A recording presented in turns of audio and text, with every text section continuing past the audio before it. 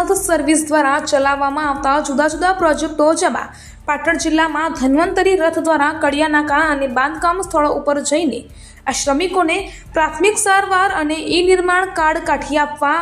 અને તેના લાભ વિશે શ્રમિકોને EMIR ગ્રીન હેલ્થ દ્વારા માહિતગાર કરવામાં આવી રહ્યા છે। ત્યારે અત્યાર સુધી આ આરોગ્ય ધન્વંતરી રથ દ્વારા 7,000 ઉપર નિર્માણ કાર્ડ શ્રમિકો સુધી પહોંચાડવામાં આવ્યા છે અને શ્રમિકો સુધી પૂરતા લાભ પહોંચે તેવા પ્રયત્નો હાથ ધરવામાં આવી રહ્યા છે। ત્યારે આ ધન્વંતરી આરોગ્ય રથ પાટણ જિલ્લા,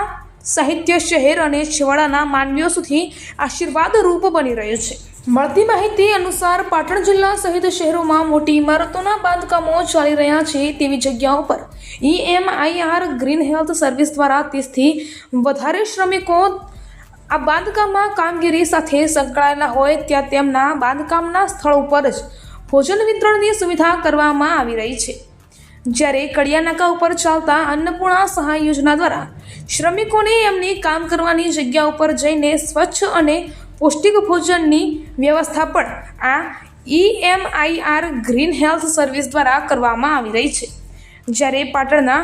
ધારપુર હોસ્પિટલમાં ચાલી રહેલી બાંધકામ ઇમારતી સાઇડ ઉપર તેમજ બોરસન સાઇડ અને પાટણ બસ સ્ટેશન પર ચાલી રહેલી બાંધકામ ઇમારતી સાઇડ ઉપર આ